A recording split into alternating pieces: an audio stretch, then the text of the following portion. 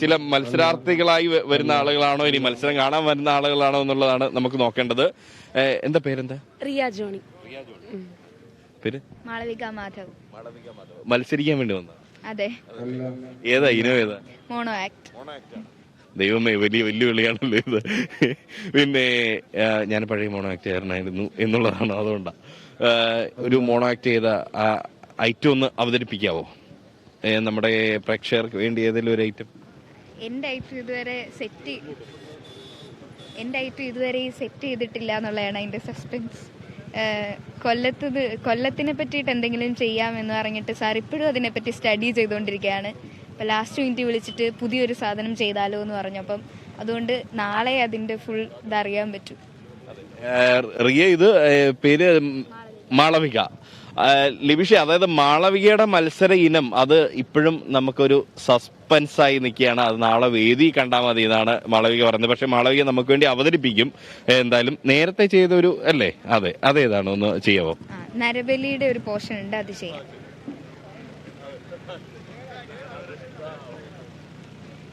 ഒരുത്തനും തുറക്കില്ല.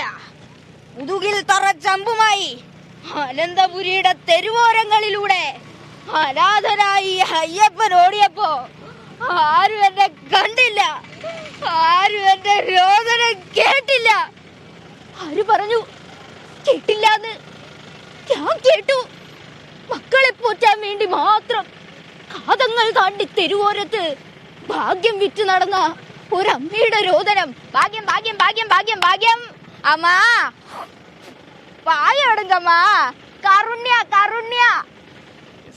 ഏതായാലും മാളവിക നമുക്ക് ഇനി ഇതല്ലാതെ, ഈ സ്ക്രീനല്ലാതെ വലിയ സ്ക്രീനിലൊക്കെ പ്രതീക്ഷിക്കാല്ലേ?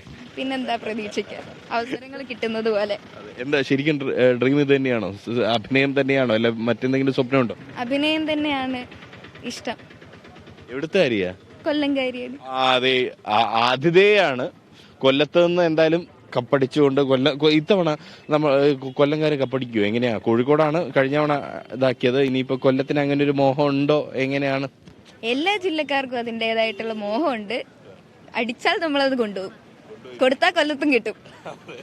കൊടുത്താ കൊല്ലത്തും കിട്ടും എന്നുള്ളതാണ് മാളവിക പറയുന്നത്. ഏതായാലും റിയ ഉണ്ട്. റിയ ഏതിലാ മത്സരിക്കുന്ന?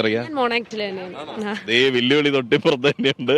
അപ്പൊ ഏതാ പിന്നെ അങ്ങനെ വിഷയം വല്ലതും കണ്ടുവെച്ചോ, അല്ല മാളവികയെ പോലെ സർപ്രൈസായി വെച്ചിട്ടുണ്ടോ എന്നുള്ളതാണ്? അല്ല, വിഷയം ഉണ്ട്, അത് ചെയ്യുന്നുണ്ട്.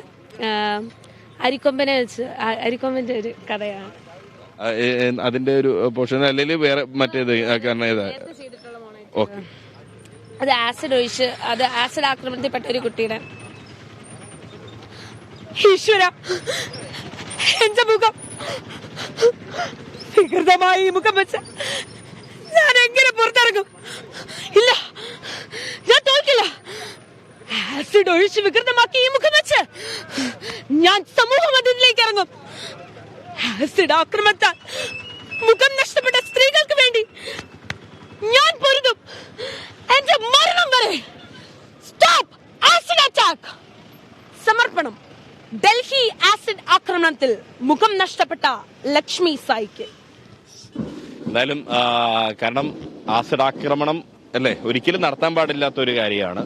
പ്രണയപ്പക എന്ന് പറഞ്ഞിട്ടൊന്നും അങ്ങനെ ഇല്ല എന്നുള്ളതാണ്. കാരണം പ്രണയത്തിൽ പകയില്ല എന്നുള്ളതാണ് അല്ലേ? തീർച്ചയായും.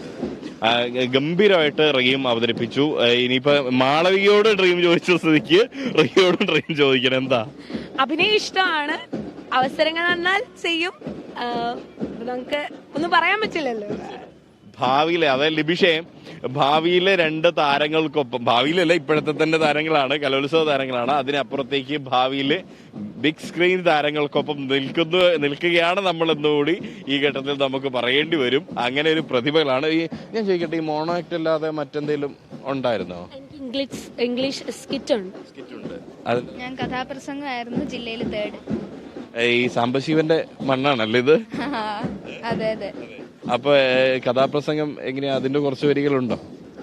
ഉണ്ട്, ചെയ്യണം.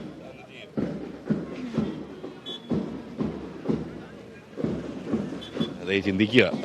ചെയ്യാം. നഗരം നഗരം ഭാരത ഹൃദയം ചരിത്രമെഴുതും നഗരം. നഗരം നഗരം വിശ്രുത നഗരം പുണ്യപുരാതന